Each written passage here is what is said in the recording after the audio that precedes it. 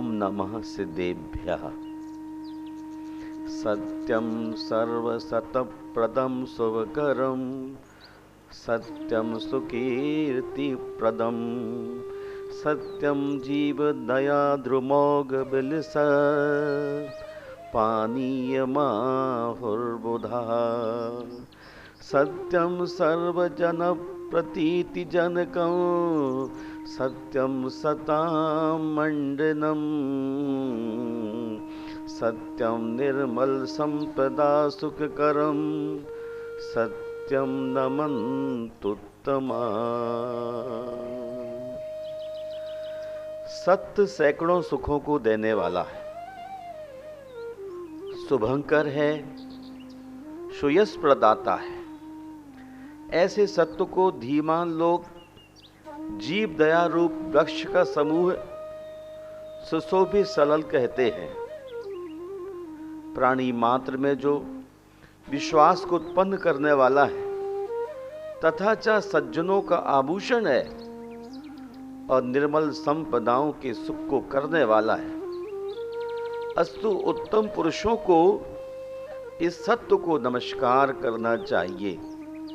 जय बोलिए उत्तम सत्यधारक गुरुवर आचार्य श्री विद्यासागर मुनिराज की जय। महानुभाव, जीवन का चरम आदर्श है सत्य। सत्य नकारात्मक है और होना भी चाहिए, क्योंकि उसमें कुछ खोना ही है। उपलब्धि पॉजिटिव होगी, विधायक होगी, जो मिलेगा वह वास्तविक होगा। और हमें जो कुछ खोना है वह वही खोना है जो वस्तुतः हमारा नहीं है। अंधकार खोना है, प्रकाश पाना है। असत्य खोना है, सत्य पाना है। इससे एक बात और ख्याल में लेनी जरूरी है कि नकारात्मक शब्द इस बात की खबर देते हैं कि सत्य हमारा स्वभाव है, उसे पाया नहीं जा सकता, वह है ही। असत्य अर्जित है, स्वभाव नहीं। असत्य आचरण के लिए कुछ करना पड़ता है। मनुष्य झूठ के साथ समझौता करके जीवन की कितनी बड़ी संपदा नष्ट कर देता है, जो उसे भी ज्ञात नहीं है। असत्य एक्सीडेंट है, संयोगिक है, वह हमारे जीवन का प्रवाह नहीं हो सकता। जैसे सूरज की धूप शाम आते आते मुरझा जाती है, वैसे ही असत्य के तिरोहित होते ही हमारे सारे भ्रम खुलने लगते हैं और उस सच्चाई से परिचय होने लगता है जिससे हम आज तक अपरिचित थे। सत्यभाषी तो जीवन भर सत्य भाषण कर सकता है, करता ही है, परंतु असत्यभाषी जीवन भर क्या 24 घंटे भी असत्य नहीं बोल सकता। उसे शीघ्र ही किसी वर्तुल के भीतर आ सत्यभाषी बनना ही पड़ता है। जल की तरह जल कितना भी कर्म क्यों न किया जाए, लेकिन वह अपने समय की सीमा रेखा के भीतर नियमतः अपने शीतल स्वभाव में परिणत हो ही जाता है।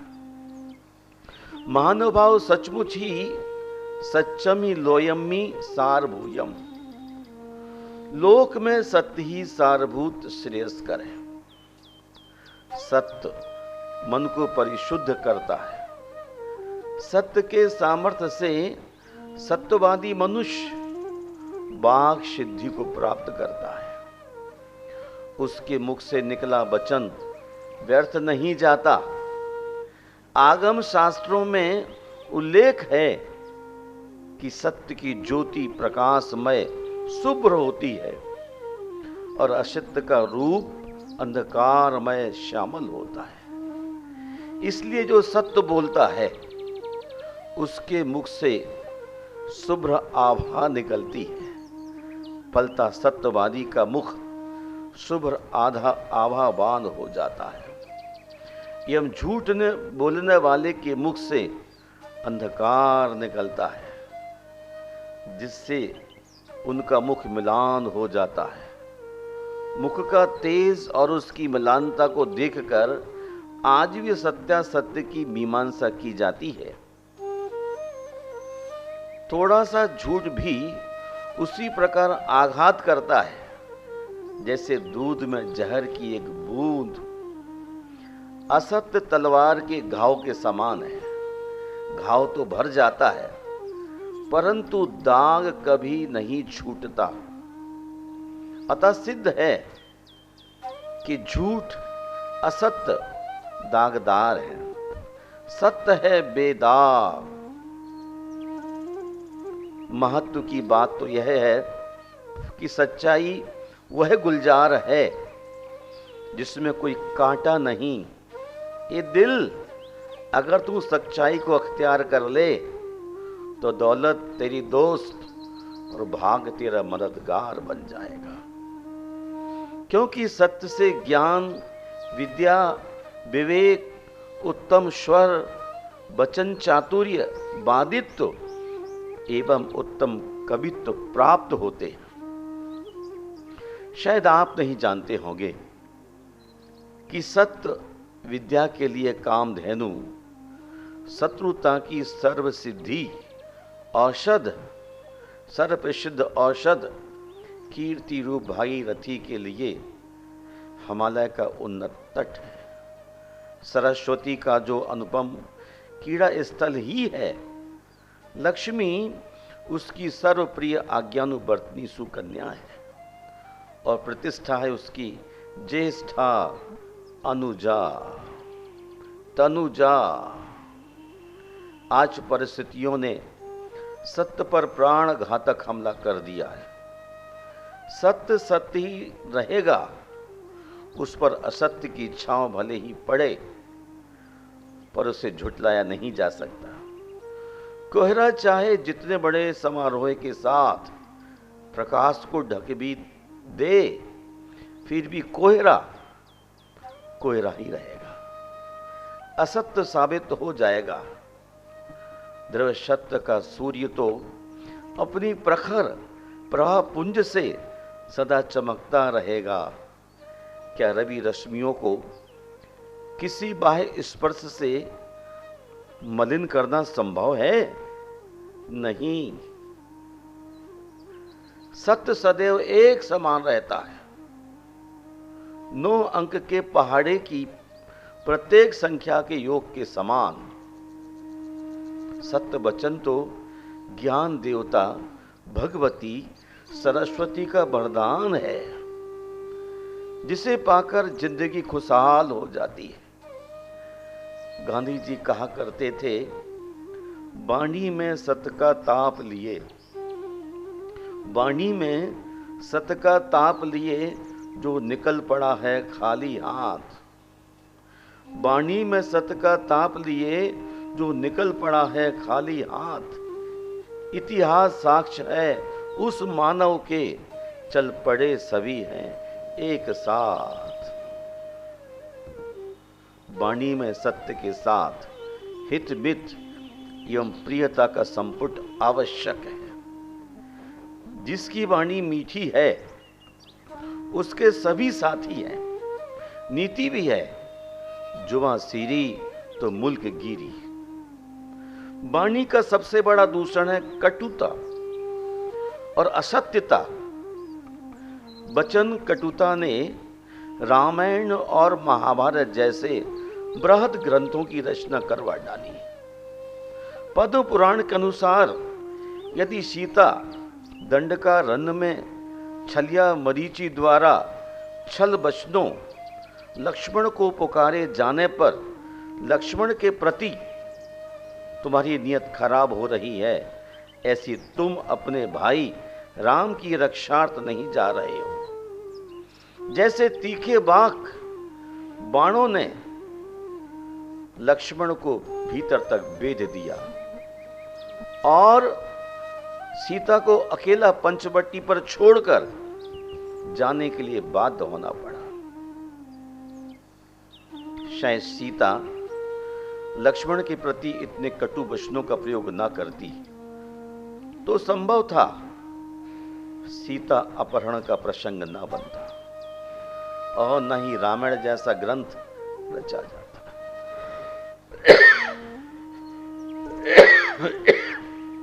महाभारत का कारण सर्वविदित है।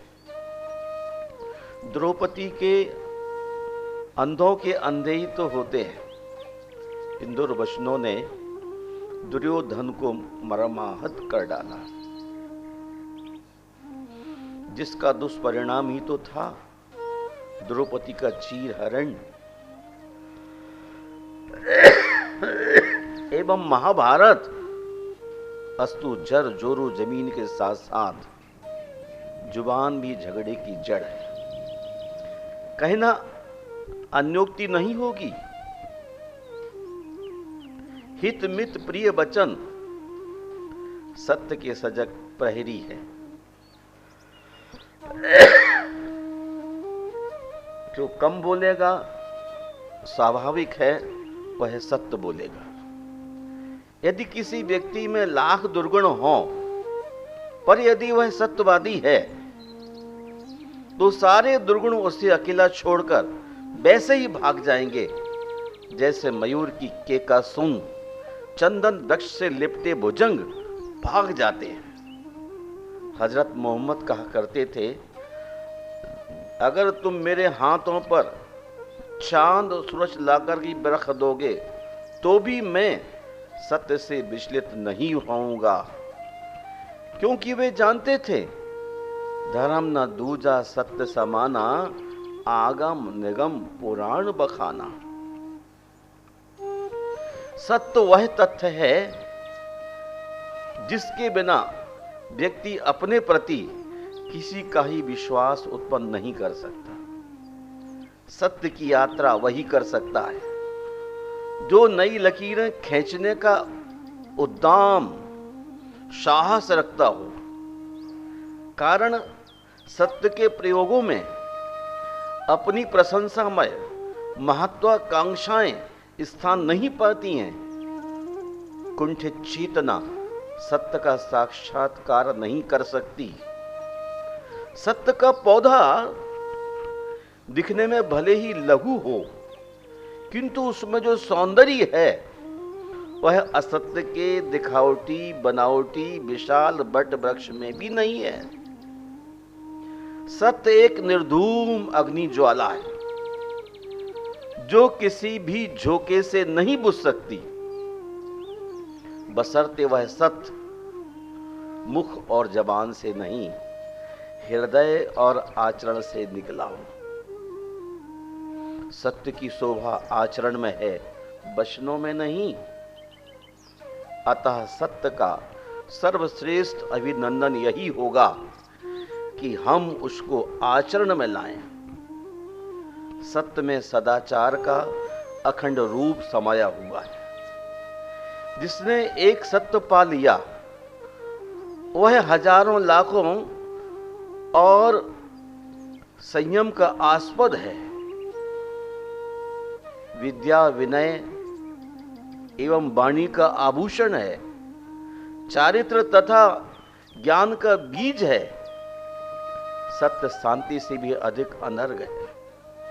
महानुभाव, सत्य को सजाने की आवश्यकता नहीं। सजाने से तो उसकी सुंदरता कम होती है। सत्य तो वस्तु का नग्न रूप है। वह अपने आप में इतना स्पष्ट और अनावृत है कि उसका यथार्थ रूप जब कहीं पहचाना जा सकता है। जगत में सत्य से सुंदर दूसरी वस्तु नहीं है। सत्यम शिवम सुंदरम का अर्थ यह नहीं कि वे तीनों अलग अलग हैं, वरन इसका अर्थ है सत्य शिव और सुंदर है। सत्य है जहां ईश्वर है वहां। जब सत्य ही शिव है, ईश्वर है, तब उस शिव से सुंदर और कौन होगा। सत्य बहुत विराट है। उस विराटता को शब्दों में बांधना एक साहसिक प्रयत्न है। आदमी अनंत आकाश को बांधकर अपना घर बना लेता है, सूर्य किरणों का केंद्रीकरण कर उससे प्रकाश एवं आग उत्पन्न कर लेता है। तब हम क्यों ना सत्य के आंचल को पकड़ उसका स्पर्श कर उसकी विराटता को जानने की कोशिश करें, क्योंकि सत्य कोई नियम उपनियम नहीं, अपितु जीवन की मूर्त साधना है। श्रुत स्थिति का आकलन तो कीजिए। ढोंगी को नीतिज्ञ, हंसी मजाक करने वाले को शालीन, व्यवहार कुशल और अधिकारों का दुरुपयोग करने वालों को समर्थ समझा जाता है। किंतु स्मरण रखना, झूठ की उम्र अधिक लंबी नहीं होती। झूठ फानी है, सच अफानी है। सत्य को यदि झूठ की जिल्द से मढ़ दिया जाए तो इससे ना केवल सच्चाई की प्रताड़ना होगी, वरन वह झूठ एक वजनदार पत्थर की तरह दुगने वेग से आघात करेगा। कभी कभी देखकर आश्चर्य होता है कि विख्यात प्रसिद्धि प्राप्त विद्वत्गण भी स्वार्थ मोह को प्रधानता दे बुनियादी सुदृढ़ सत्य को भी फूंक से उड़ाने का विनोदपूर्ण दुस्साहस कर बैठते हैं। उनका आधा सत्य असत्य से भी ज्यादा खतरनाक होता है। महानुभाव, वर्तमान परिप्रेक्ष्य में चिंतन धारा ही पलट गई है।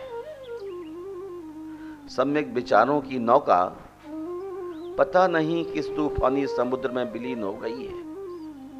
मन मैला तन उजला की सभ्यता दिल दिमाग पर शैतानी प्रेत की तरह अपना प्रभुत्व जमा रही है। सारे सिद्धांत, सारे आदर्श उलट पलट कर दिए। संतोष प्रिय को प्रमादी और निकम्मा, सरल और ईमानदार को मूर्ख तथा पिछड़ेपन का प्रमाण पत्र दिया जा रहा है। जितना आडंबरी, कुटिल और चालाक होता है, समाज में उतना प्रतिष्ठित माना जाता है। विद्वान की उपाधि दी जाती है। चापलूस को योग्य लोगों की परिगणना में गिना जा रहा है। जो जितना अधिक बकवादी होगा वह उतना ही श्रेष्ठ वाचस्पति, वक्ता, भाषण केसरी, ज्ञानी कहलाएगा। किंतु लोग यह नहीं जानते कि सत्य के आधार बिना झूठ नहीं चल सकता। अतः श्रेयस्कर तो यही होगा कि समय रहते इंसान सुबह की सच्चाई की श्वास लेने लगे तो यह अज्ञान अंधेरे के घेरे से निकलकर ज्ञान के विशाल उजले प्रभाव मंडल में आ जाएगा।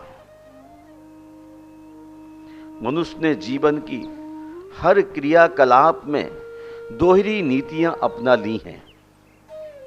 सत्य जो सर्वोत्तम नीति थी, उसे छोड़ कथनी और करनी में वैसा ही भेद रेखाएं खींच ली हैं। जैसे दो समानांतर रेखाएं कितनी ही लंबी क्यों न बढ़ती जाएं, परंतु आपस में कभी नहीं मिलती। मेरे समक्ष इन उज्जवल प्रश्नों का प्रसाद खड़ा हुआ है कि क्या कथन और आचरण कभी आपस में मिलेंगे या नहीं। पंडित विद्वानों से भी महान है। पंडित विद्वानों से भी महान है। सत्य आचरण के अभाव में श्रेष्ठ से श्रेष्ठतम सैद्धांतिक, वैदांतिक, वैज्ञानिक ज्ञान दो कौड़ी के बराबर भी नहीं है। सत्य आचरण से विहीन व्यक्ति को शास्त्र, वेद, ऋचाएं, बाइबल की आयतें या अन्य धर्म ग्रंथ पवित्र नहीं कर सकते। कहा भी है, आचार हीनम न पुनाति वेदा। महानुभाव मुख की शोभा तांबूल राग अथवा लिपस्टिक आदि नहीं, मुख की शोभा तो सत्य वचन ही है। कलयुग का बहाना बना लोग सत्य धर्म से कतरा रहे। जब तक आपके सिर पर कलयुग का भूत सवार रहेगा, तब तक आप सत्य का वास्तविक रूप ग्रहण नहीं कर सकेंगे। इसलिए आप यह सोचकर चलें कि अभी सतयुग चल रहा है और हमें सतयुग में सत्य की साधना करना है। सत्य काल के आगोश में नहीं समाता, वह तो कमल की तरह सदा निर्लिप्त रहता है। मंदिर, मस्जिद, गिरजे, गुरुद्वारे तो टूट टूट कर खंडहर में बदल जाते हैं, परंतु सत्य विचार, सत्य वचन, सत्य धर्म कभी नष्ट नहीं होते। इन पर काल का कोई प्रभाव नहीं पड़ता।